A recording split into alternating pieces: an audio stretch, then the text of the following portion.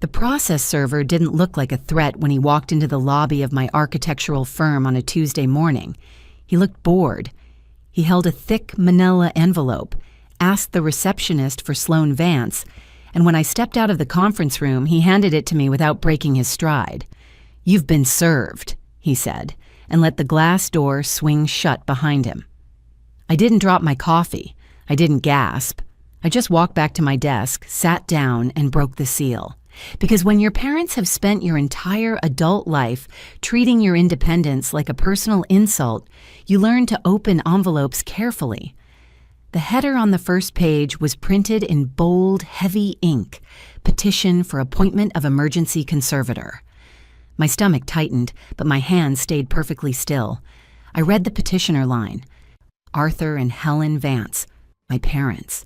And beneath their names, the reason they were asking a judge to strip away my legal rights, my financial autonomy, and my ability to make my own decisions. Grounds for emergency appointment: severe psychological instability and incapacity to manage personal and financial affairs. I blinked once, slow, staring at the word incapacity. I run a commercial design firm. I manage payroll for 12 people. I pay my taxes early. But the petition didn't care about my reality. It cared about a story.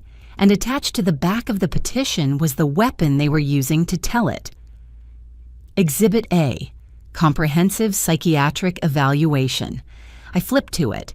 It was 6 pages long, printed on official-looking letterhead from a place called the Oakwood Behavioral Clinic. It had my full name, my date of birth, my social security number, and it detailed a complete mental collapse. According to this document, I was suffering from aggressive paranoia, erratic financial behavior, and severe delusions. It claimed I was a danger to my own estate and completely unfit to hold assets. At the bottom of the last page was a signature in thick blue ink, followed by a medical license number and a stamp.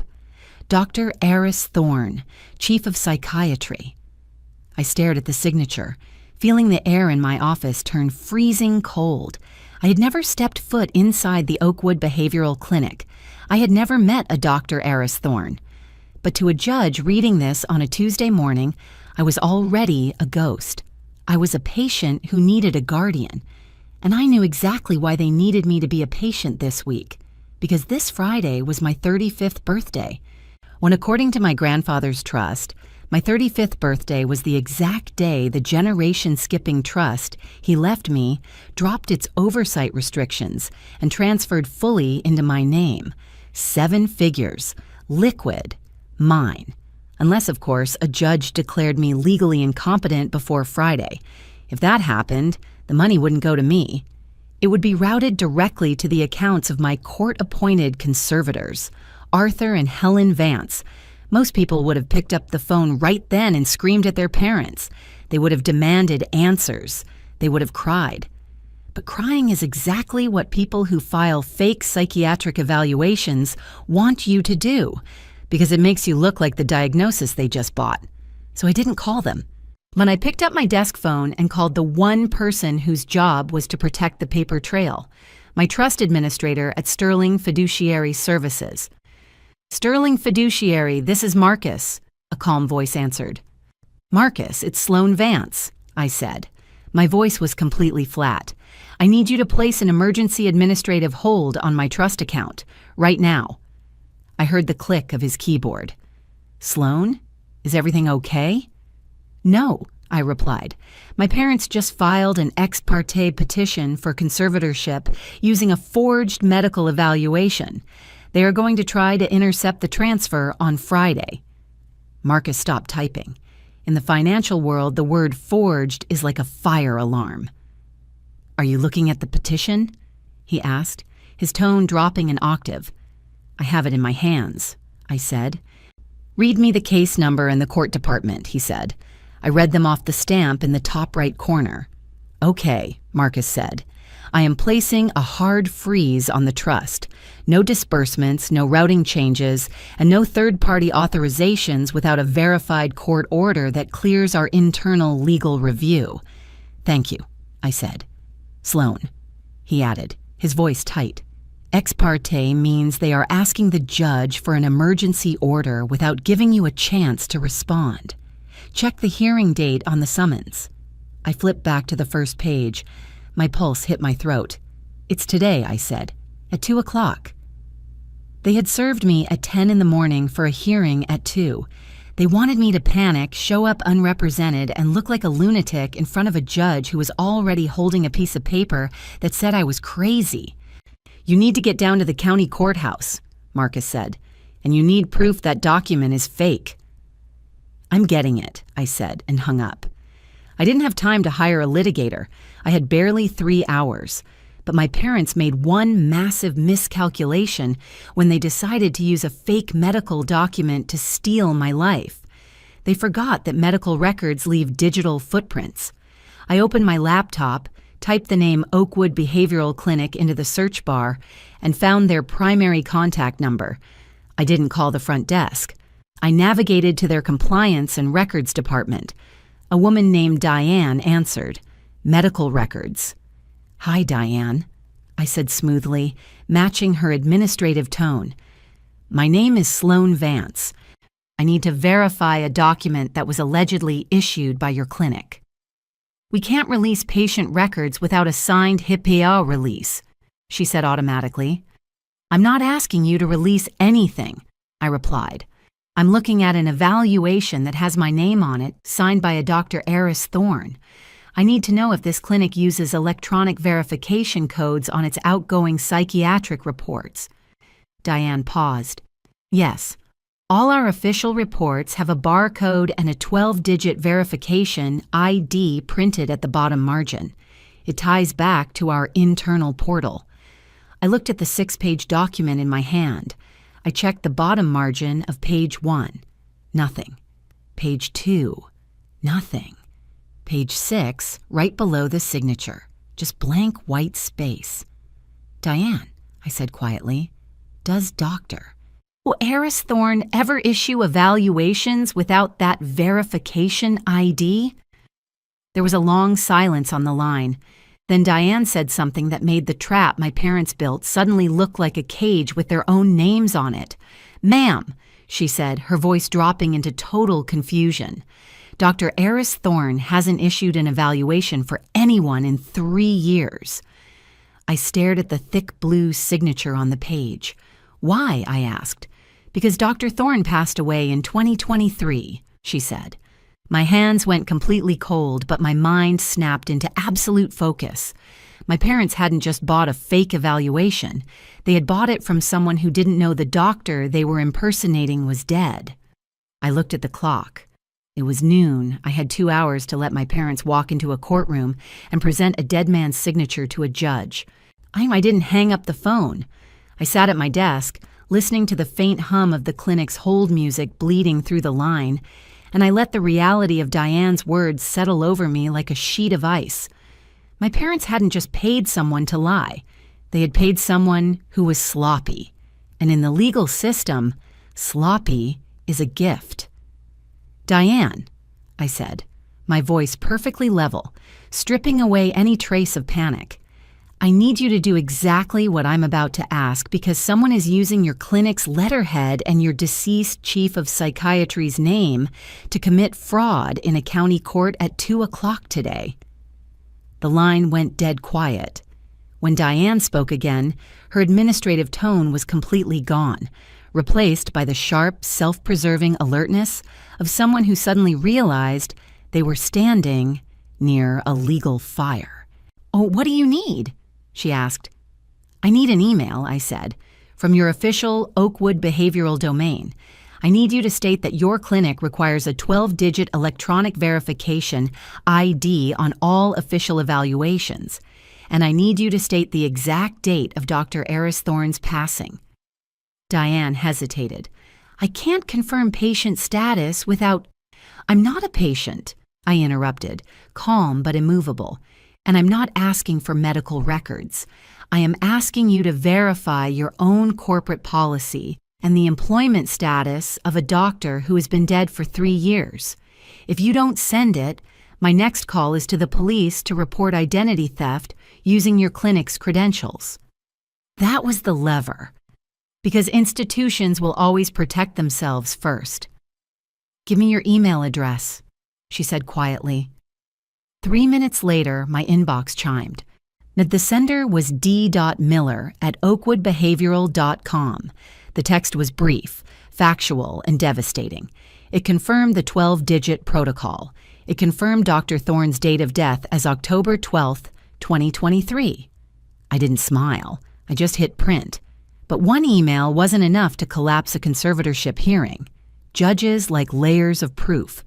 So I opened a new tab and went to the State Medical Board's public registry. I typed in Eris Thorne. His license profile loaded. Status, inactive. Reason, deceased. I hit print again. The printer in the corner of my office hummed and spat out the 2 pieces of paper. They were thin, boring, and completely devoid of emotion. They were beautiful. I took the forged 6-page psychiatric evaluation, placed it in a manila folder, and slid my 2 printed pages right behind it. I didn't call a lawyer. When I didn't have the time to sit in an office and convince a stranger that I wasn't crazy. When a judge is holding a piece of paper that says you are severely delusional, hiring a lawyer at the last second just makes you look like a frantic patient resisting care. I didn't need a lawyer to argue my sanity. I just needed the record to prove the lie. At 1:15, I walked into the county courthouse. The building smelled like floor wax and old anxiety. The fluorescent lights buzzed overhead, casting pale shadows on the people lining up at the metal detectors. I put my bag on the belt. I kept my folder in my hand. When I stepped off the elevator onto the 3rd floor, I saw them immediately. My parents. They were sitting on a wooden bench outside Department 4. My mother, Helen, was wearing a conservative gray cardigan. When holding a tissue in her hand like a prop, she was waiting to deploy. My father, Arthur, sat next to her, checking his watch with the stiff, annoyed posture of a man who was irritated that stealing his daughter's trust fund was taking up his Tuesday afternoon. Standing in front of them was a man in a tailored navy suit, holding a thick leather binder. Their attorney. The moment my mother saw me walking down the hallway, her face contorted into a mask of deep, agonizing tragedy. She stood up, taking a tentative step forward. "Sloan," she whispered, her voice trembling loudly enough for the bailiff by the door to hear. "Oh, sweetheart, we're just trying to get you help." I didn't slow my pace. I didn't flinch. I stopped exactly 3 feet away from her and looked directly into her eyes. There were no tears, just a dry, desperate performance. "And don't touch me," I said, my voice quiet enough that only the 4 of us could hear it. My father stood up, his jaw tight. "You are sick, Sloan," he said, using his deep, authoritative voice, the one he always used when he wanted to shrink me down to size. "You're not thinking clearly. You're paranoid. This is for your own good before Friday." Before Friday. He couldn't even help himself. He had to mention the deadline. The attorney stepped between us, raising his hands in a practiced gesture of false peace. "Ms. Vance," he said smoothly, "I am Davis Gable. I represent your parents. This doesn't have to be contentious. If you consent to the emergency temporary order today, we can arrange for private care. We don't need to drag your condition through the public record." He looked at me with the soft, "and attached to your petition before you filed it." I looked at his leather binder, then back at his face. "Mr. Gable," I said calmly, "did you verify the exhibits attached to your petition before you filed them with the clerk this morning?" Gable's patronizing smile faltered for a fraction of a second. "The medical evaluation is comprehensive and signed by the Chief of Psychiatry," he said smoothly. "I suggest you let us help you." "That wasn't my question," I replied. Before Gable could answer, the heavy oak door to Department 4 opened and the bailiff stepped out. "Matter of the conservatorship of Sloan Vance," he called out. My mother dabbed her dry eyes with her tissue.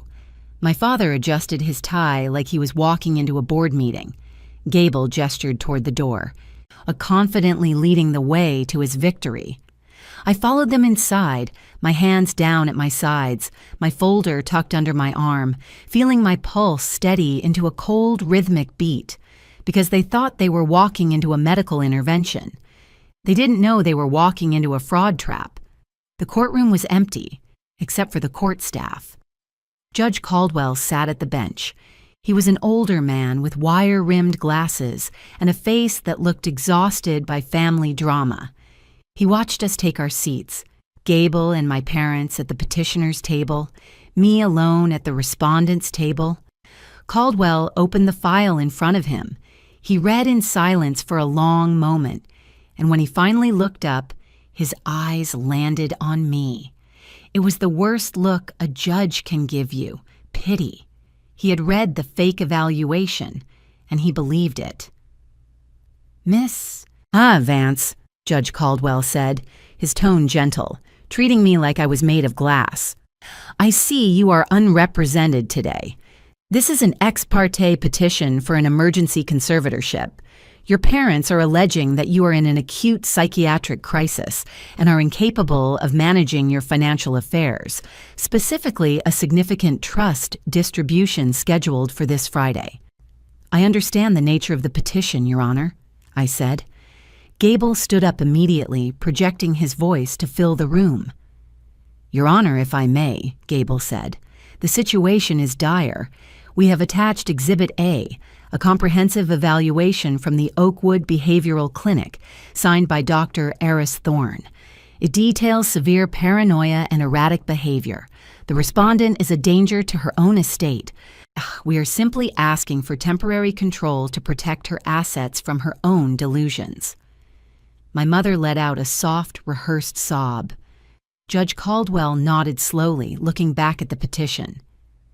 "The medical documentation is extensive, Ms. Vance," the judge said, holding up the forged 6-page report, "and the diagnosis is severe. Do you have any response to this evaluation before I rule on the temporary order?" I stood up. I didn't look at my parents. I didn't look at Gable. I looked straight at Judge Caldwell, and I picked up my thin manila folder. "I do have a response, Your Honor," I said, my voice echoing clearly in the quiet room. "I respectfully request that the court deny the petition and refer the petitioners to the district attorney for filing fraudulent documents." Gable let out a sharp, dismissive laugh. "Your Honor..." Please," Gable interrupted. "This is exactly the paranoia detailed in the report. She believes everyone is conspiring against her." Judge Caldwell frowned, his patience thinning. "Ms. Vance, accusing your family of fraud without evidence is not going to help your case." "I am not making an accusation without evidence, Your Honor," I said, pulling the 2 pieces of paper from my folder. "I am making a factual statement about Exhibit A." I stepped out from behind the table and walked toward the clerk, handing over my documents. "Exhibit A is a forgery," I said, keeping my voice entirely flat. Gable sighed dramatically.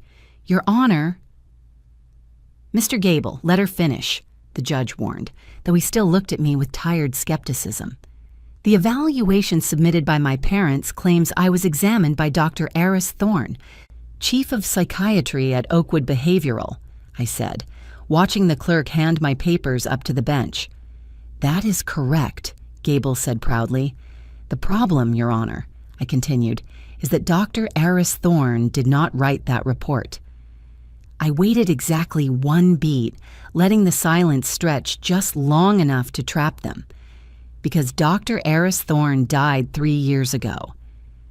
The courtroom stayed so quiet I could hear the faint mechanical hum of the HVAC vent above my table. Judge Caldwell didn't gasp. Judges don't gasp. They freeze. He placed my 2 sheets of paper flat on his heavy wooden bench, right next to the 6-page forgery my parents had paid for. He looked at the state medical board printout. He read the status lines silently. Deceased, October 12th, 2023. Then he looked at the email from Diane at Oakwood Behavioral.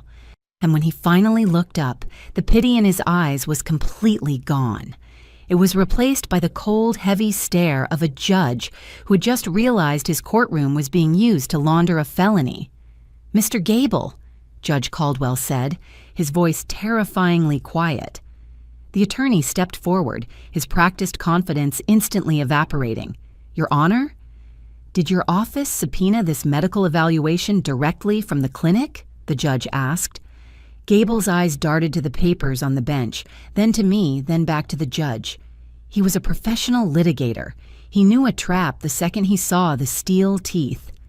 "No, Your Honor," Gable said smoothly, instantly building a massive, invisible wall between himself and his clients. "My office did not procure the document. The petitioners provided the evaluation to my office yesterday evening. They stated it was the result of a private emergency psychiatric consultation." My father's head snapped toward his own attorney. His jaw dropped a fraction of an inch. Because that's what happens when you buy loyalty. It expires the exact second the liability outweighs the retainer. Judge Caldwell slowly turned his gaze to my father. "Mr. Vance," he said, "your attorney just stated you provided this document to him. Is that correct?" My father stood up. He tried to use his boardroom voice, the deep, resonant tone that commanded respect from his subordinates and usually bullied my mother into silence.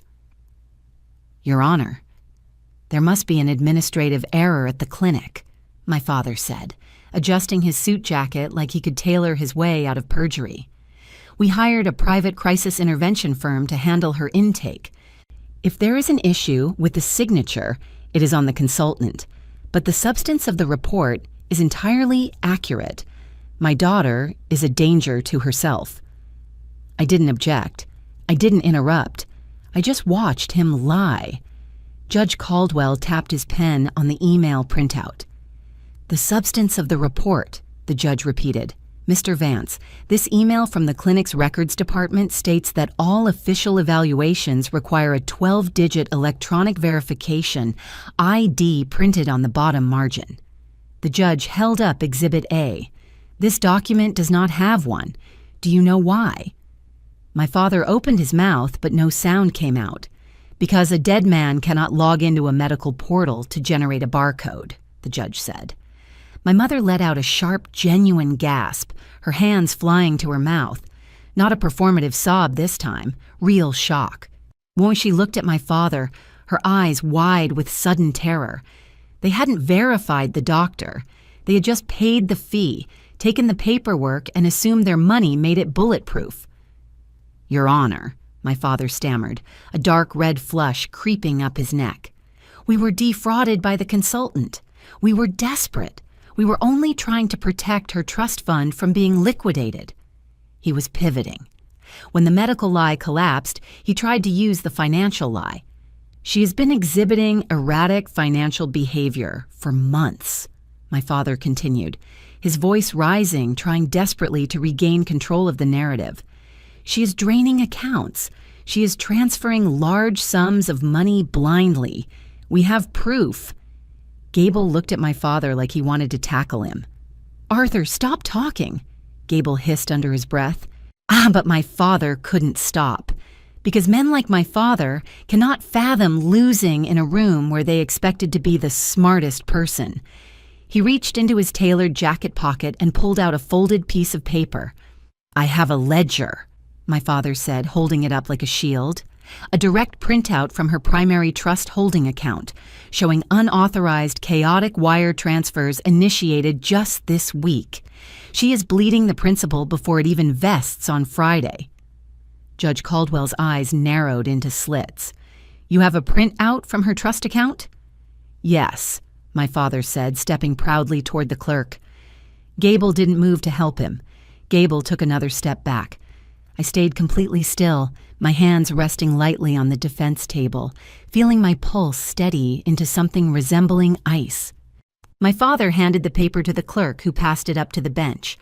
I knew exactly what that paper was.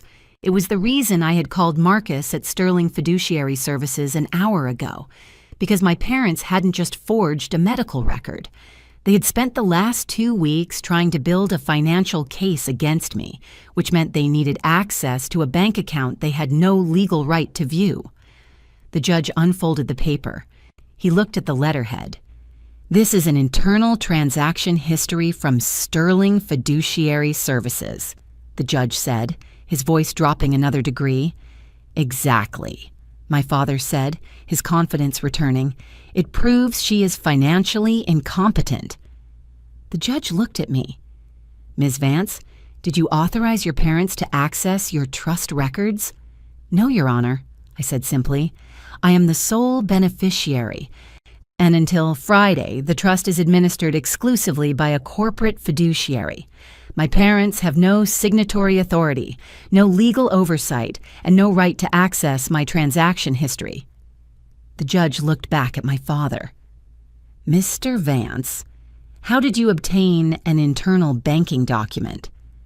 My father stood taller, inflating his chest. "I am her father.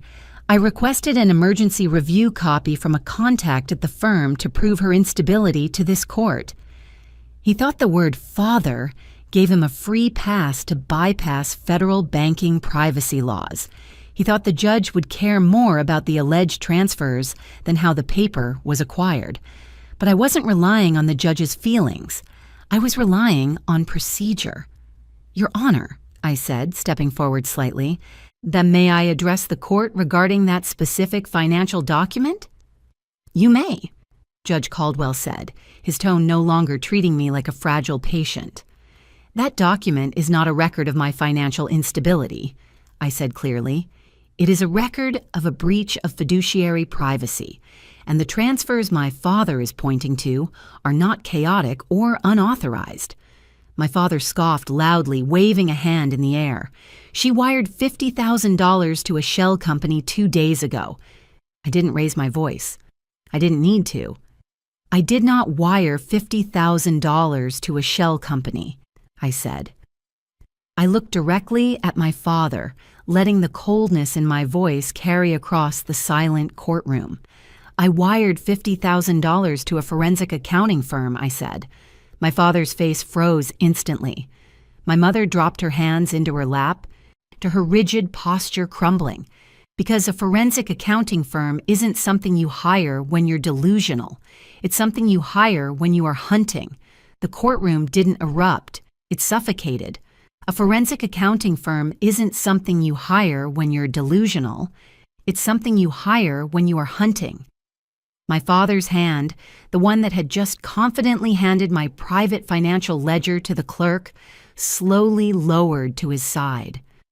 Judge Caldwell looked at the ledger, then back at me. "A forensic accounting firm," the judge repeated. His tone wasn't skeptical anymore. It was clinical. "Yes, Your Honor," I said calmly. "The firm of Hayes and Croft. I retained them on the 12th of this month." Gable, the attorney who had spent the last hour treating me like a psychiatric patient, I suddenly looked like a man standing on the tracks listening to a train whistle. "Your Honor," Gable said, his voice completely stripped of its previous polish. My clients were unaware of the nature of the wire." "Your clients are unaware of a lot of things," Judge Caldwell said, not taking his eyes off my father. My mother leaned toward my father, her voice a frantic, breathy whisper. "Arthur, what did she find?" I didn't answer her. I answered the record. "My grandfather's trust vests completely this Friday," I said, addressing the bench. "For the last 6 months, my parents have repeatedly asked me to sign a voluntary power of attorney, claiming it would make the tax transition easier. I declined." The judge nodded once, tracking the timeline. 3 weeks ago," I continued, "I received an automated alert from my commercial design firm's operational account. Someone had attempted to initiate a hard credit pull using my Social Security number and my business tax ID." My father's jaw clenched so hard a muscle jumped in his cheek. "I didn't scream at them," I said, keeping my posture entirely relaxed. "I hired Hayes and Croft to run a trace on the inquiry IP address and to audit any secondary access points attached to my name." Judge Caldwell leaned forward, resting his forearms on the heavy oak. "And what did the audit find, Ms. Vance?" I opened my manila folder and pulled out the third and final document I had brought with me. It wasn't a medical file. It wasn't a bank ledger. It was an engagement summary from my accountants, printed on crisp, watermarked paper. The audit found that the IP address used to run the unauthorized credit check belonged to a router registered to my father's home office, I said. And it found something else. I handed the summary to the clerk. It found that someone had been quietly attempting to change the mailing address on my Sterling Fiduciary Trust profile. My mother squeezed her eyes shut. My father took a half step toward the bench, his boardroom mask completely shattering into panic. "She's lying!" my father snapped, his voice loud and hollow. "That's a fabrication. We were just checking to make sure her accounts were secure. She's taking normal parental concern and twisting it because she's paranoid." He was drowning, and he was trying to use volume as a life raft. But judges don't care about volume, they care about paper. We're at the internal bank ledger from Sterling, at the internal bank ledger from Sterling Fiduciary. "Mr. Vance," the judge said, his voice dropping into a register that made the bailiff by the door shift his weight. "You stated you obtained this ledger from a contact at the firm." "Yes," my father said quickly, eager to validate his own evidence. "An associate who knew I was trying to protect my daughter. He pulled it for me to show the court." "I see," the judge said. The judge picked up his pen and used the tip to point to the bottom right corner of the ledger. "Are you aware, Mr. Vance, that internal banking systems automatically generate a footer on printed transaction histories?" My father froze. "This footer," the judge read aloud, includes a timestamp, a terminal ID, and an employee login credential." Gable stepped completely away from the petitioner's table. He wasn't just building a wall now. He was leaving the building. "Your Honor," Gable said sharply, "I must formally state for the record that I have not reviewed that specific document, nor did I advise my client to procure it outside of the standard subpoena process." "Noted, counsel," the judge replied without looking at him. The judge turned his eyes back to my father. "Mr. Vance," Caldwell said smoothly, "the employee login printed on this ledger is J. Miller 42. Is that your contact?" My father didn't answer. He couldn't, because admitting the name meant admitting to inducing a bank employee to violate the Graham-Leach-Bliley Act. "Your Honor," I said, breaking the silence. "Before I drove to the courthouse today, I called my trust administrator at Sterling Fiduciary.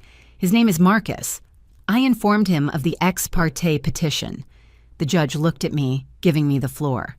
"Marcus placed an emergency administrative hold on my entire portfolio," I said, "and I gave him this case number. He is currently running a compliance audit on terminal access for my profile." My mother's face went the color of ash. "So," I continued, my voice steady and cold, "if employee J. Miller 42 pulled a confidential trust ledger for a non-signatory third party, Sterling Fiduciary's legal department is already drafting his termination and likely preparing a report for federal regulators." My father looked like the air had been sucked out of his lungs.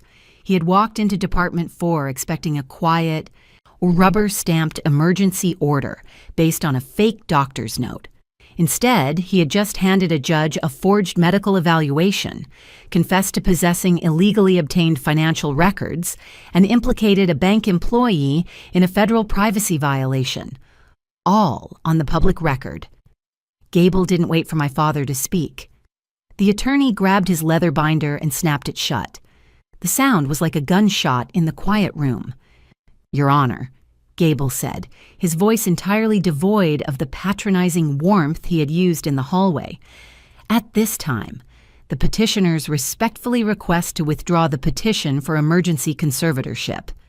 He was trying to pull the plug. He wanted to pack up the forged papers, walk out the heavy oak doors, and pretend this afternoon never happened. But you can't unring a bell in a courtroom, especially when the bell is a felony. Judge Caldwell slowly took off his wire-rimmed glasses and placed them on the bench. "Counsel," the judge said, his words measured and heavy.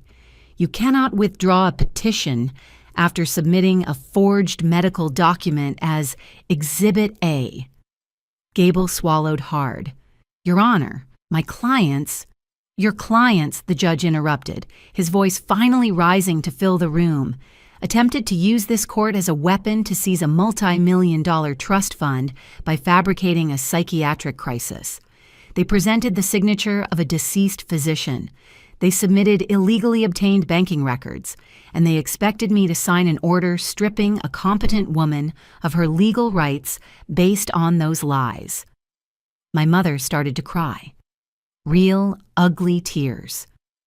"We didn't mean it like that," she sobbed, clutching her gray cardigan. "We just didn't want her to waste the money. We are her parents." "Ma'am," the judge said coldly, "being a parent does not grant you immunity from fraud." My father looked at the floor, his hands curled into tight, useless fists. The judge turned to the clerk. "Retain all exhibits submitted today. Stamp them into the permanent record." Then he looked at me. "Ms. Vance," Judge Caldwell said, "the petition for emergency conservatorship is denied with prejudice. They cannot refile." "Thank you, Your Honor," I said quietly. "But we are not finished," the judge added, picking up his pen. "Because a judge doesn't just block a fraudulent strike. A judge dismantles the people who threw it. And Judge Caldwell was already writing the order that would ensure my parents never touched a single piece of paper with my name on it ever again. Judge Caldwell didn't just deny the petition, he dismantled their future access to me. He looked at my parents, who were now sitting in terrified silence, and began issuing orders that would become permanent public record. I am referring Exhibit A, the fraudulent psychiatric evaluation, to the District Attorney's Office for investigation into forgery, perjury, and filing a false document in a legal proceeding, Caldwell said. My mother let out a strangled sob. "Furthermore," the judge continued, ignoring her, "I am issuing a permanent protective order. Arthur and Helen Vance, you are prohibited from contacting Sloan Vance, her employer, her banking institutions, or any medical professionals acting on her behalf." My father stared at the heavy wooden table. The boardroom executive was gone, and he was just a man who had gambled with his daughter's life and lost his own reputation in the process. Caldwell turned to the clerk. "Provide a certified copy of today's transcript and the submitted exhibits to the respondent immediately." Then he looked at Gable. "Counsel, I suggest you retain your own representation regarding your submission of these documents, regardless of who handed them to you." Gable nodded stiffly, his face pale. "Understood, Your Honor." The gavel hit the sound block.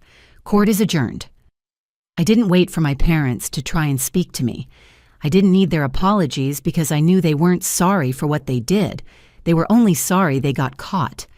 I stood up, took my certified copies from the clerk, and walked out of the courtroom. The heavy oak doors closed behind me, sealing them inside with the mess they had made. By the time I reached my car, my phone was ringing. It was Marcus from Sterling Fiduciary. "Sloan," he said, his voice completely professional but carrying a sharp edge of internal corporate panic.